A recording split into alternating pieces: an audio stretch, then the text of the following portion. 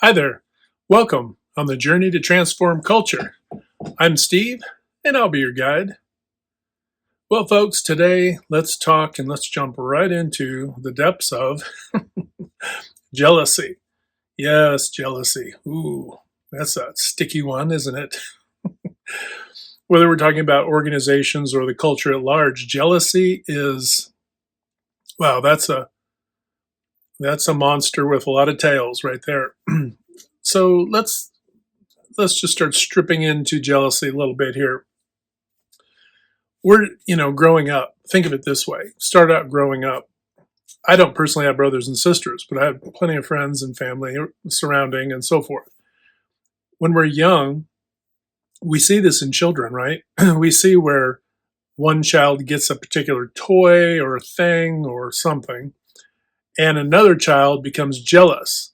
Then a fight ensues, right? It doesn't usually just, especially if they're young and they're not even really in control yet of their emotions. And, it could result in a whole lot of ugliness, right? Between two children and parents having to, break it up and then obviously having to think a little bit more strenuously as they go about, fairness, right?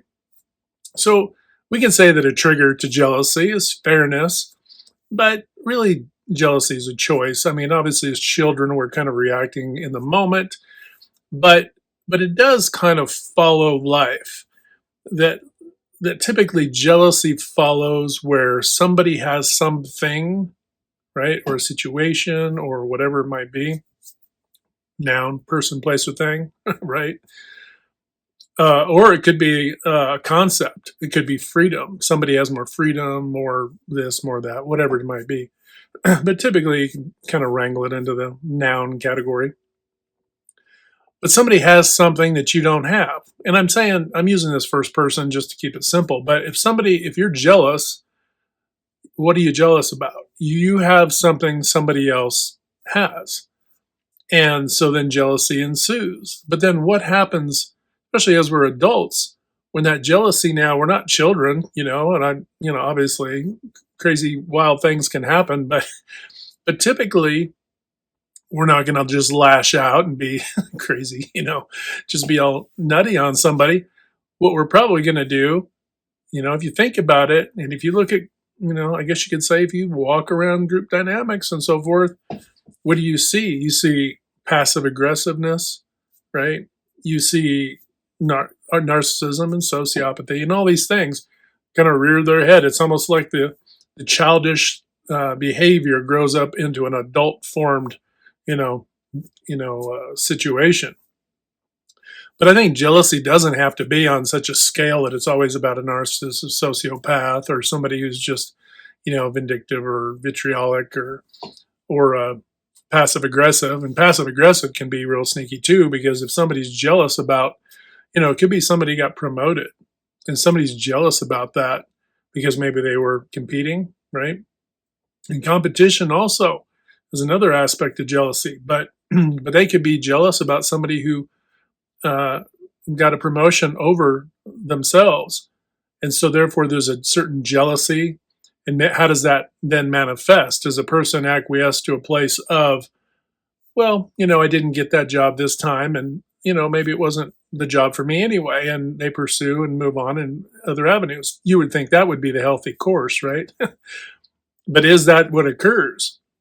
Or do you see it as kind of latent passive aggressiveness, an inability or lack of desire, or just dragging your feet a little bit to help that? Let's say it's somebody who's a supervisor promoted to department manager. Do you see the team members then start to, and it could be a group, it doesn't have to be just an individual, this could be a whole group of people. Now you've got folks who are literally conspiring against somebody who got promoted, who has no idea, at least initially probably, that this is going on.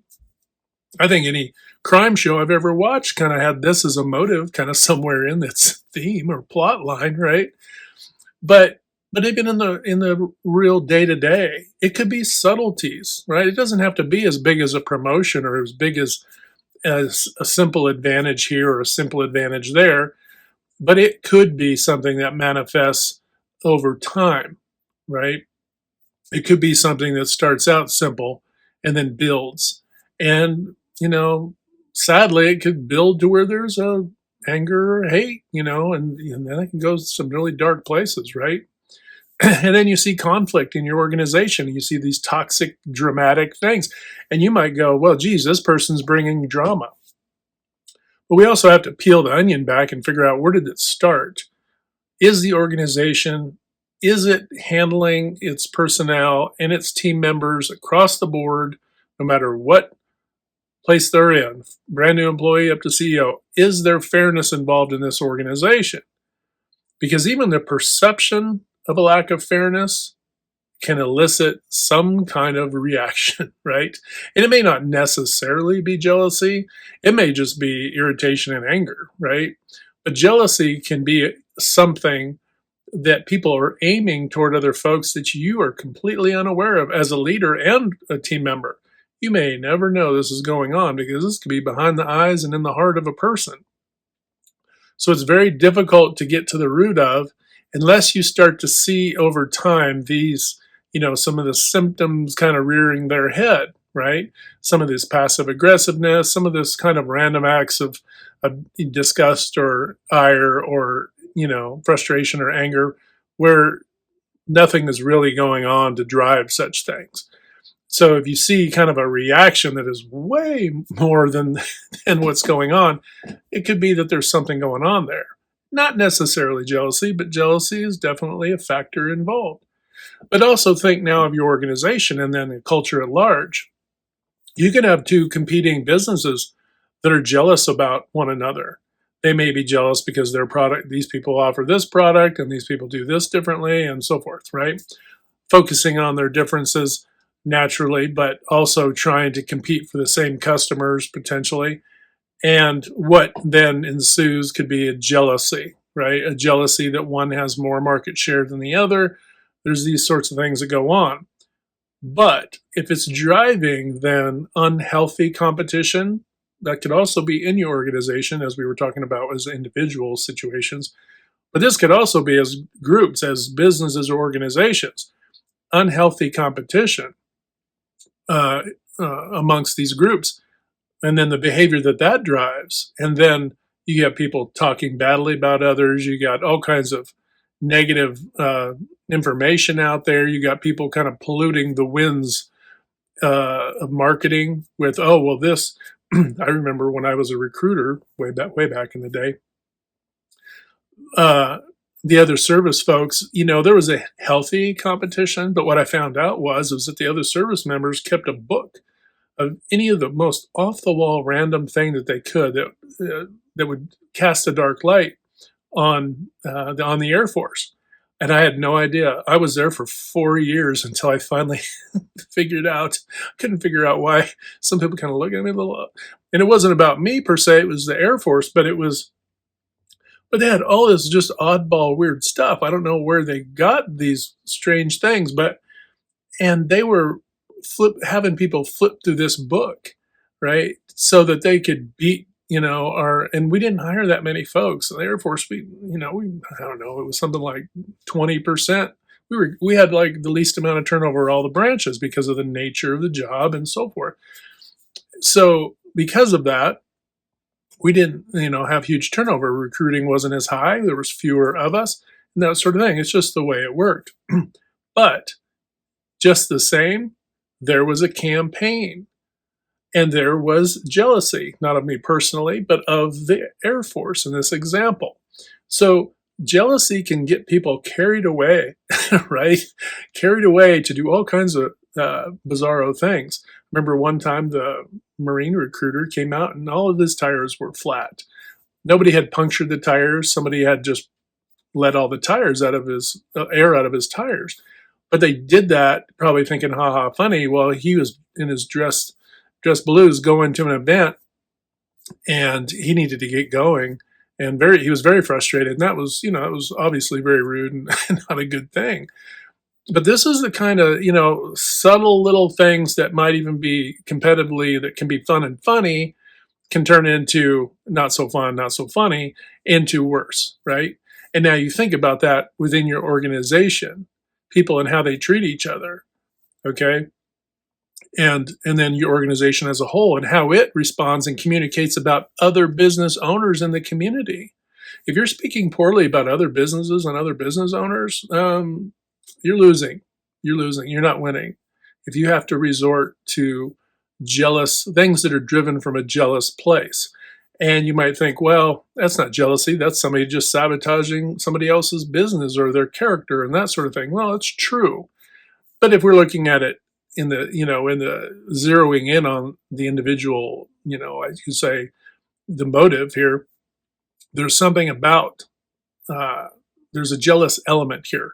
They're jealous about this other person's business or this other organization's, customer base or whatever the case may be. They're jealous about it because if they were confident in what they did and what they had, then they wouldn't have to talk about negatively about others. Now you can take that right into cultures, right? It doesn't matter if it's brothers and sisters. You see this in families all the time. You see family members, like we'll say siblings, working the parents. These could be full grown siblings, right? Working the parents to create elements of favoritism, right? So favoritism, perceived favoritism, or even you know marketed favoritism. Oh, this parent loves me more. Somebody really making somebody feel bad because why? They're jealous that this other child has X, Y, or Z going on in their life. You see all this dramatic, toxic shifting of jealousy that goes around and around. What's the antidote? The antidote is to get off the merry-go-round to hell that jealousy presents to you. Just step off the merry-go-round. If it's a tug of war, let go of the rope, walk away. You're not winning if you're even fighting against such things because it's not coming from a high-minded place. It's not coming from a high vibrational place, if you want to put it in those terms.